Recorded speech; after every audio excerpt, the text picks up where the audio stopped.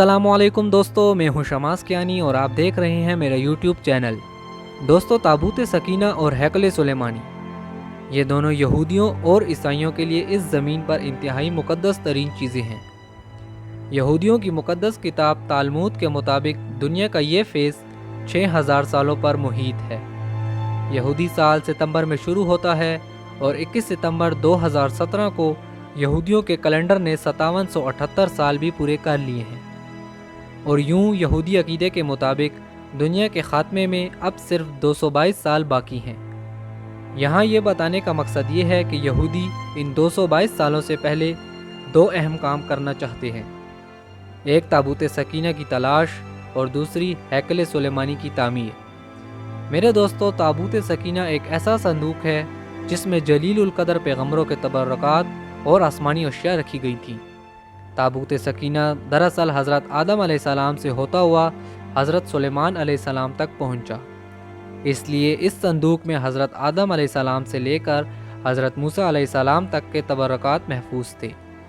اسی تابوت میں پتھر کی 2 تختیاں بھی تھیں جو اللہ تعالیٰ نے حضرت موسیٰ علیہ السلام پر کوہ طور نامی پہاڑی پر اتاری تھیں۔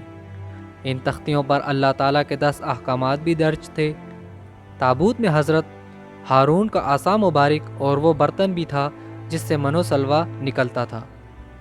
حضرت ابن عباس رضی اللہ تعالی عنہ فرماتے تھے کہ یہ وہ صندوق تھا جس میں موسیٰ علیہ السلام کو بچپن میں رکھ کر دریائے نیل میں بہا دیا گیا تھا۔ غرض اس میں وہ تمام تبرکات تھے جس کا تعلق جلیل القدر انبیاء سے تھا۔ حضرت سلیمان علیہ السلام کے دور میں بڑے بڑے جادوگر تھے۔ حضرت سلیمان علیہ السلام نے اللہ کے حکم پر ان تمام جادوگروں کو قتل کر دیا اور ان کے جادو کے نسخوں کو بند کر کے محبت میں چھپا دیا تھا، اور یہودی سلیمان علیہ السلام کی محبت کو ہیکل سلیمانی کہتے ہیں۔ خواتین و حضرات، کہ قصص الانبیاء میں درج ہے کہ حضرت موسیٰ علیہ السلام کے بعد بنی اسرائیل کی رہنمائی کے لیے حضرت طالوت علیہ السلام کو بھیجا گیا۔ حضرت داؤد علیہ السلام نے حضرت طالوت علیہ السلام کی بیٹی سے نکاح کیا اور آپ کے دل میں ہی اللہ تعالیٰ نے تابوت سکینہ کی حفاظت کا خیال ڈالا۔ آپ تابوت سکینہ کی حفاظت کے لیے ایک عمارت تعمیر کرنا چاہتے تھے، مگر اپنی زندگی میں ایسا نہ کر سکے۔ آپ کے بعد حضرت سلیمان علیہ السلام نے اللہ کے حکم سے ہیکل سلیمانی کی تعمیر کا بیڑا اٹھایا اور جنات کی مدد سے اس کی تعمیر شروع کر دی۔ بیان ہوتا ہے کہ ہیکل سلیمانی کی تعمیر کے آخری مراحل میں اللہ تعالیٰ نے آپ کو آگاہ کر دیا تھا کہ آپ کی زندگی کا وقت پورا ہو چکا ہے اور جلد ہی آپ اس دار فانی سے کوچ کر جائیں گے۔ لہٰذا آپ نے جنات کو حکم دیا کہ آپ کے لیے ایک شیشے کا کمرہ تعمیر کریں۔ کمرے کی تعمیر مکمل ہونے پر آپ اس میں چلے گئے اور اپنی لاٹھی کے سہارے اس میں کھڑے ہو گئے تاکہ موت واقع ہونے پر آپ کا جسم مبارک زمین پر نہ گرے اور جنات یہی سمجھیں کہ آپ زندہ ہیں اور ہیکل سلیمانی کی تعمیر جاری رکھیں۔ قرآن پاک میں بھی اس واقعے کا ذکر موجود ہے جس میں اللہ تعالیٰ فرماتا ہے، جب ہیکل سلیمانی کی تعمیر جنات نے مکمل کر لی تو اللہ کے حکم سے جس لاٹھی کے سہارے سلیمان علیہ السلام کھڑے تھے اسے دیمک نے کھا کر کھوکھلا کر دیا اور وہ آپ علیہ السلام کا بوجھ نہ سہار سکی، اور آپ علیہ السلام کی موت واقع ہو جانے کے بعد اس کے سہارے کھڑے تھے، گر گئے، جس سے جنات اور دیگر مخلوقات کو آپ علیہ السلام کی موت کا علم ہوا۔ دوستو، ہیکل سلیمانی میں ایک کمرہ نما عمارت بھی بنائی گئی تھی جسے قدس کا نام دیا گیا۔ وہاں پردے کے پیچھے ایک محراب تھا جس میں تابوت سکینہ کو رکھا گیا تھا۔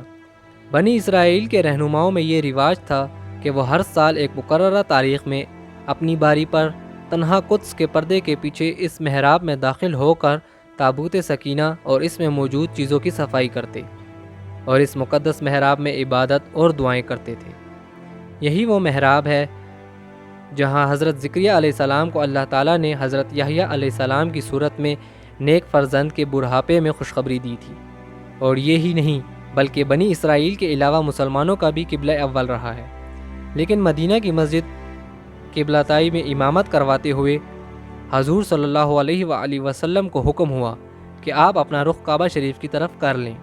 معزز خواتین و حضرات، تاریخ کی کتابوں میں آتا ہے کہ تابوت سکینہ ہیکل سلیمانی میں القدس کے اندر اہل بابل کے حملے تک محفوظ رہا۔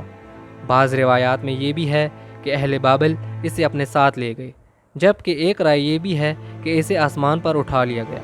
खैर, इस वाक़े के बाद बनी इसराइल ने हैकल सुलेमानी को दोबारा तामीर किया, लेकिन कुछ ही अरसे बाद रूमियों ने हमला करके हैकल सुलेमानी को आग लगा दी और अपनी हुकूमत के दौरान रूमियों ने इस जगह अपनी इबादतगाह बनाई।